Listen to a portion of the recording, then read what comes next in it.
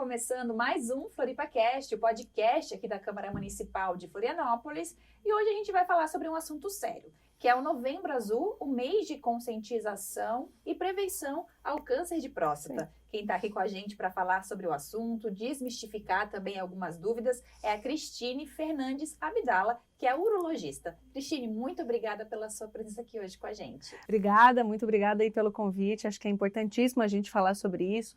Quero agradecer ao vereador Claudinei Marques, o presidente da Escola do Legislativo, o Alexandre Magno, que é o diretor, por fomentarem esse encontro para a gente poder falar sobre esse tema que é super importante. A gente, além de fazer o podcast sobre o assunto, dia 28, nessa quinta-feira, vai ter um encontro, né? É mais ou menos a Mauri que está aqui com a gente, que é da Escola do Legislativo, quem vai promover a Escola do Legislativo, esse encontro com profissionais da área, as pessoas também que passaram pela doença. Acho que vai ser uma discussão, né, para desmistificar. Mas hoje aqui no podcast eu queria que você falasse... A gente fala muito do câncer de mama, a gente se lembra, outubro é muito lembrado, né, pela cor rosa, mas a gente também tem a questão do câncer de próstata. E atrás do câncer de próstata tem muita mistificação, né? A gente tem que lidar com o machismo, que existe ainda, né, essa cultura, porque é um exame... É invasivo, de certa forma, né? Então, como que é? Então, eu acho que é importantíssimo a gente dar sempre muita voz para a questão do Novembro Azul, assim como o do Outubro Rosa, né? Temos também o mês da prematuridade, o mês da saúde mental. E o mês de novembro, além de falar sobre câncer de próstata, é importante a gente falar sobre a saúde do homem, que vai muito além do câncer de próstata, né? Não só o câncer de próstata. Esse movimento já acontece há muitos anos aqui no Brasil e a questão da mistificação que você falou sobre o exame ser invasivo, depende. O que eu gosto de falar sempre para os pacientes?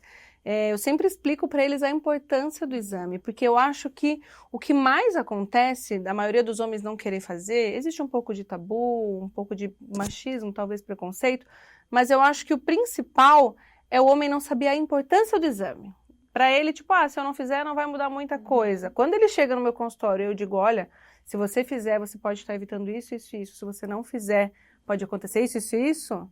100% dos homens acaba topando. Eu sempre digo, eu não vou te obrigar a fazer nada, se você não quiser fazer, mas saiba que é importante. Então, eu acho que o mais importante na conscientização é a gente mostrar a importância disso.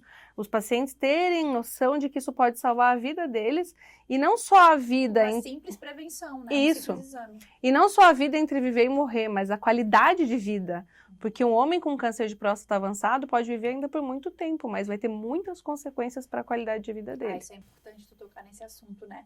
Hoje, qual é a faixa etária que a pessoa tem que procurar fazer o exame de próstata, mesmo se não tiver nenhum tipo de sintoma, nem nada, mas nunca fez? Perfeito. A partir dos 50 anos, todos os homens precisam fazer anualmente. Isso é recomendação da Sociedade Americana, Europeia, Brasileira de Urologia, para homens negros e homens com história familiar de parentes de primeiro grau. Então, um pai, um tio, um primo, que tiveram câncer de próstata, começa um pouquinho mais cedo, aos 45. E qual a incidência do câncer de próstata no Brasil? Tem alguns números em relação a isso? Porque o número de câncer de mama a gente sabe que é bem alto. A gente tem estimativas do INCA. Para esse ano, mais ou menos 71.700 homens seriam diagnosticados com câncer de próstata. Então, eles pegam uma projeção, né, dos anos anteriores e seria basicamente isso. A gente sabe que da população mundial, 1 em cada 7 homens vai ter câncer de próstata. É bastante coisa. Se a gente pensar na população brasileira, né, que tem milhões de pessoas, você pensa, 71 mil não é tão grande, mas na verdade tem muita gente que não diagnostica, que não, isso que eu ia te falar, né? Que não sabe que tem. Tá com a doença ali latente, mas não tá... Quais são os sintomas? Se caso, por exemplo, eu tenho menos de 50 anos, mas sentir alguma coisa estranha, quais são os sintomas que a pessoa deve procurar, né, um urologista quando ela sente que não está alguma coisa legal, ele não está certo? Perfeito. Essa é a pergunta que eu mais gosto de responder no Novembro Azul. Por quê? Gravem todos isso. Câncer de próstata não causa sintoma. O câncer de próstata, na fase inicial, ele não causa sintoma nenhum.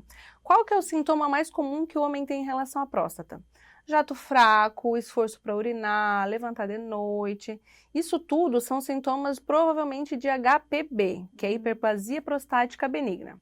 Veja bem, é um transtorno da próstata que é muito mais comum que o câncer de próstata e às vezes ele está concomitante ao câncer. Então, se a gente conversa com vários homens, eu estava sentindo isso, aquilo, e aí eu fui no uro e tinha câncer, Na verdade, foi a sorte de ter tido esses sintomas que levou ele ao uro. Ele é totalmente silencioso. Totalmente silencioso. Não, a dor, o sangramento, esses sintomas mais proeminentes, quando o homem tem, e é só pelo câncer, ele já está avançado.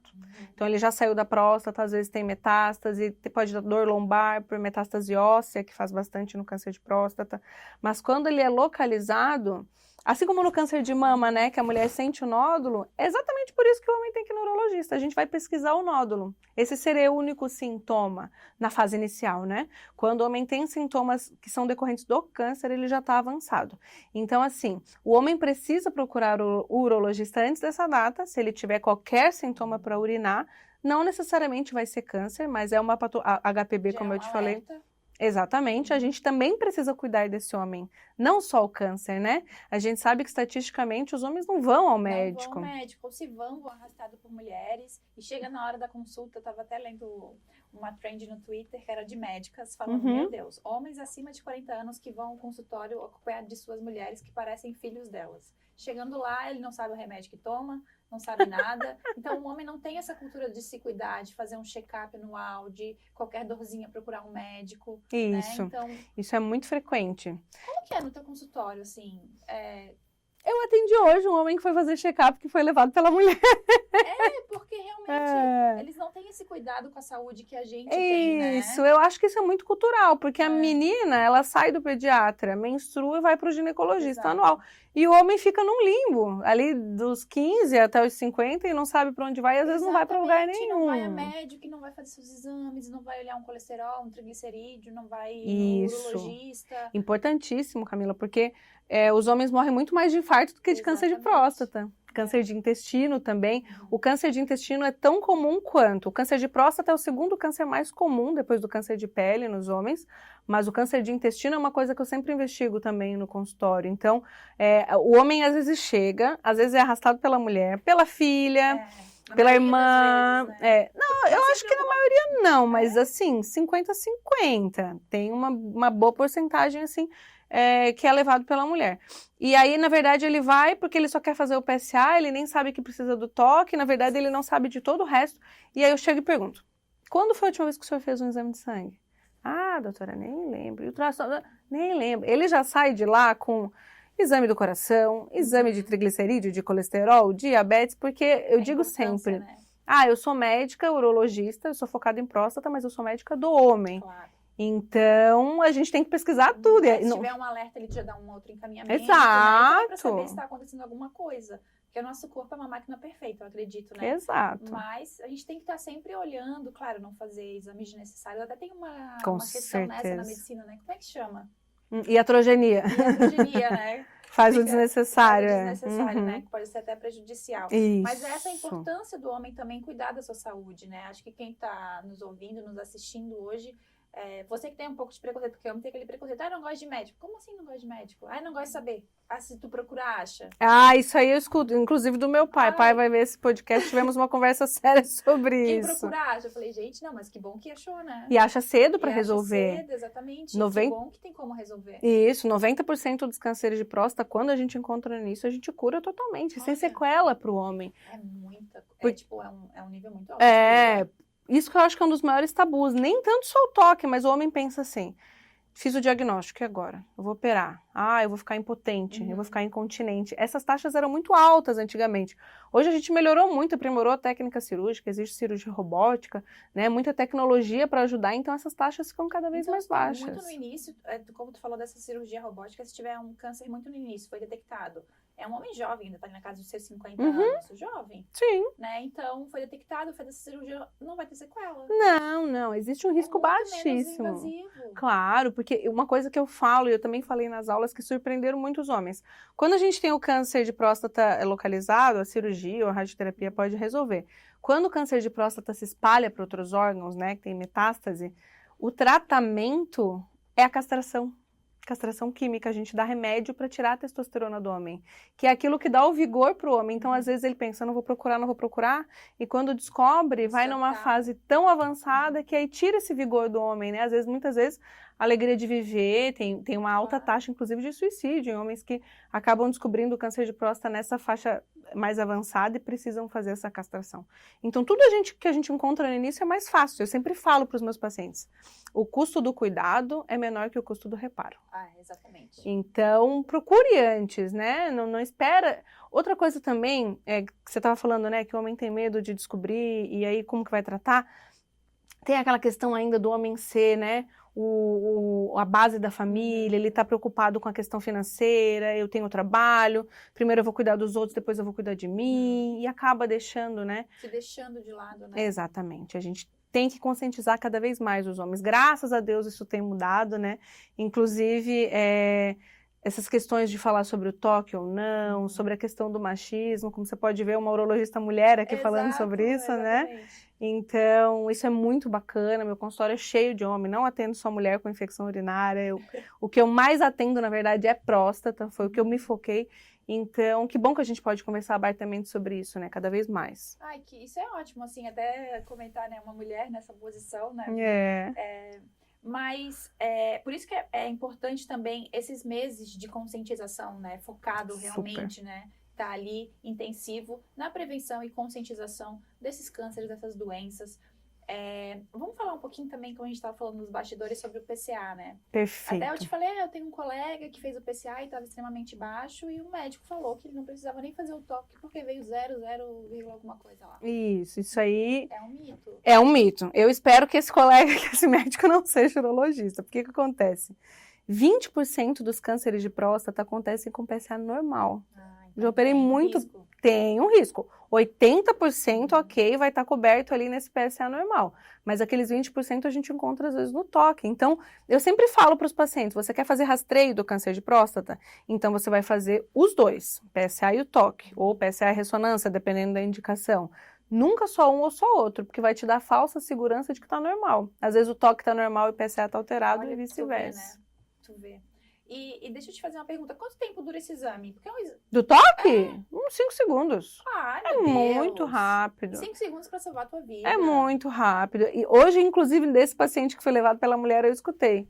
Só isso? Achei que era pior. Eu falei, gente, não sei. É aí que tá, as pessoas não imaginam como que é, e não imaginam a importância, e por isso que não fazem, porque se soubesse, com certeza iria ter mais procura. Tem de mau gosto em cima disso. Ah, já fez exame de toque, então fica, tipo assim, botando uma insegurança naquela pessoa. Tem homem, bastante, né? tem. Então, assim, já dá uma insegurança. Ah, exame de toque, eu apaixonei pelo médico, umas coisas, sabe? Ele fez, mas eu fiz, mas eu me apaixonei. Então, umas coisas que ainda tem que lidar hoje em dia, em 2024, com esse tipo de coisa e que desaproxima mais ainda os homens, né? Eu acredito. O que a gente faz, na verdade, nesse tipo de situação, porque a gente escuta até hoje, é levar na brincadeira e entrar junto, né? Falar, você não vai ver uma mão menor que a minha. O urologista mulher é bom por causa disso. Então, a gente tem que levar na brincadeira e fazer o paciente se sentir confortável, né? Porque, imagino que não seja fácil. A gente tem melhorado muito essa questão cultural, mas ainda existe muito tabu. Então, o paciente chega, eu converso, eu explico a importância, aí eu digo, o senhor quer fazer hoje, quer fazer no retorno, a gente pode fazer outra hora. Então, existem várias maneiras de deixar o paciente confortável. Ele tem que se sentir confiante com o médico dele. Não só para fazer o exame, mas para seguir as recomendações, né? Todo o tratamento que é passado por qualquer especialista que seja, se o paciente confia no médico, a adesão é muito melhor, né? Então isso é importante. Tem toda essa questão também de humanidade, tá ali, com tem que lidar, né, com os preconceitos, e é difícil de quebrar isso.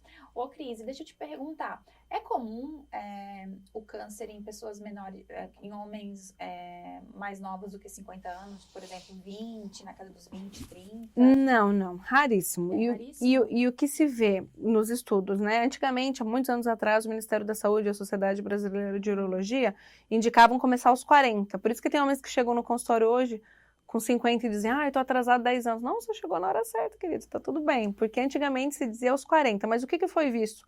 Com muitos anos de estudo e pesquisa, né, em relação à incidência desses cânceres.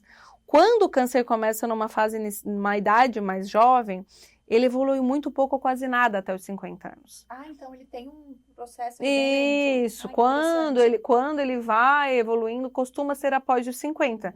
Então foi visto que Qual que é esse motivo?